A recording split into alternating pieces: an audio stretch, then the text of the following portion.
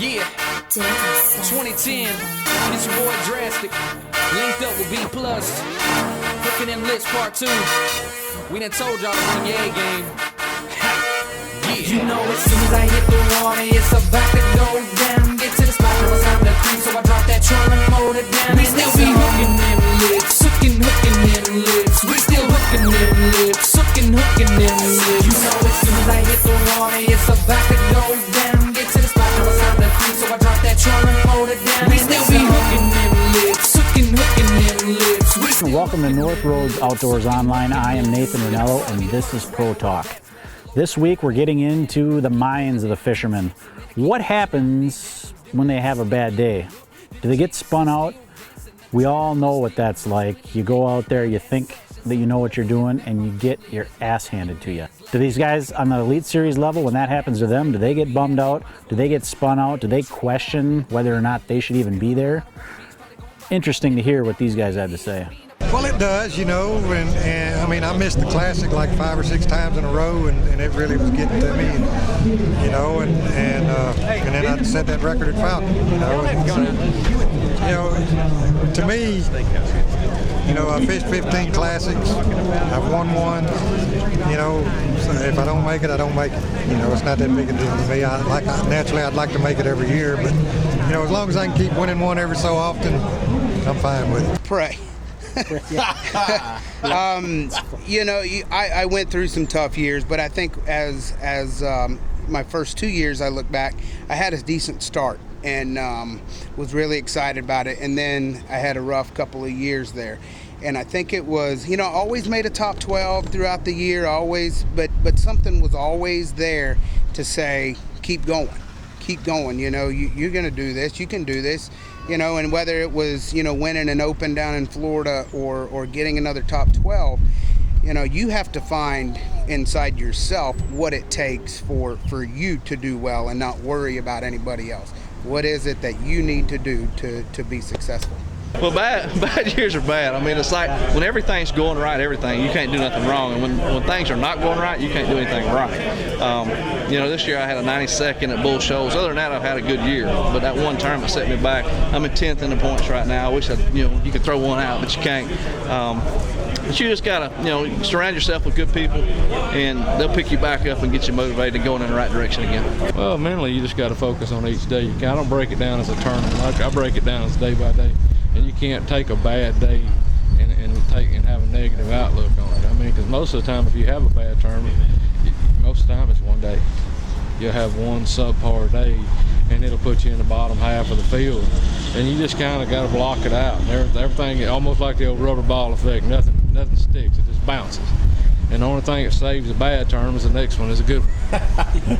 Oh yeah, I actually went through that last year. This time last year, I had just had the worst slump of my whole career. I was bumming, I was hurt. I mean, I was hurting and didn't know if I was going to make the Classic. And you just have to work through them. You have to go, maybe whether it's a day, a week, a month, however long, you have to take the time, step back, you know, focus on your priorities, what's important to you, you know, and you've got to have fun. If you're not out here fishing and having fun, you're wasting your time. You've got, you know, for me, when I was struggling so bad, I had to take a step back. I had to go fun fishing and catching and remember why I do this. And if you're not doing that, then you're really digging yourself in a hole.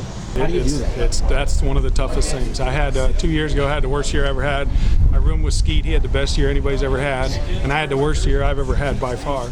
So the potential is, you know, it's out there. I saw him just win. I mean, I had the same information. I had the same spots. I saw him. You know, it's out there. You know, when it's your turn, things will go right. And sometimes it's just not your turn. So you better. You know, I always tell bass fishers, if you're going to be a bass fisher, you better learn how to lose. That's when anybody can go out and win. But when you lose 5 or 6 times in a row, get last, that's when you got to see if you're a real bass fisherman. Right. Sometimes you can't. Sometimes you can't. It's going to happen. You're going to have those days. I hope and pray I don't have one tomorrow. But I have had them in the past, and I have gotten spun out before. It's easy to do. The best thing I know to do when things like that are happening for me is I just try to go to the nearest location and I feel like I know I can get a bite. And go catch me a few fish. Even if they're not the fish I need to be catching, but it'll get you balanced back out, calm you down, and then you can go back to doing what you think you need to be doing. You have to feel the defeat. You have to feel the hurt. and just the beat down butt kicking you just got. And then what makes you is what you come back from that. And if you watch some of the guys who win their tournaments, the week before, the tournament before, even the year before, they had their worst event ever. It's almost like it's the worst thing that's going to happen before the greatest thing happens. In Toho, perfect example, I was out of 150 guys, I was in 114th place.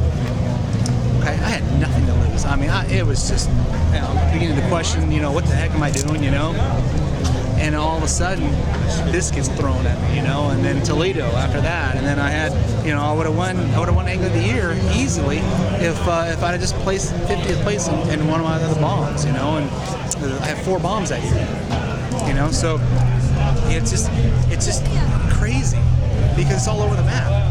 Except for, the freak, Van Dam. I mean, he's the only one who's got consistency, through it all. Yeah. And, we just try to do the best we can. And, I got my little niche and stuff. I, do things, and it works for me. But I feel like I'm getting better and better every year. I don't feel like I haven't peaked yet. Hey everybody, my name is Tory Rhoades, and I'm going to close out this week's episode of Pro Talk. It was really interesting today listening to these guys as far as how they deal with a bad event, or a bad day, or even a bad year. And everybody goes through it. We've all been there before. And basically in this case, they gotta flush it and move on and fish their way out of that slump. You just keep fishing and keep fishing, and eventually you're gonna get back into a groove, you're gonna get your confidence back, and that's how you just deal with it.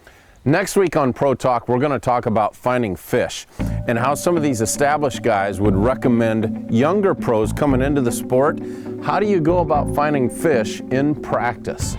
And then we get into a conversation with Tommy Biffle and Kelly Jordan about how often during the tournament hours do they actually expand and find new water. That's going to be a really good topic, and I had a lot of fun putting that together. That's next week's North Rhoades Outdoors Pro Talk. Make sure if you have any comments, put them in the comments section below. Check out what we got going on Facebook, and we will see you next Monday. Say you had a tournament partner, you had to pick between Kevin Van Dam and Chad Brower. What are you going to take? Chad Brower. Attaboy, Danny. That's a no-brainer. Okay, thanks, guys. Hey, Kevin, have a lollipop. Do that to Denny and see what he does. Thanks for your time. Thank you, guys. Hey, wait, Denny, 1 second. Have a lollipop. Thank you.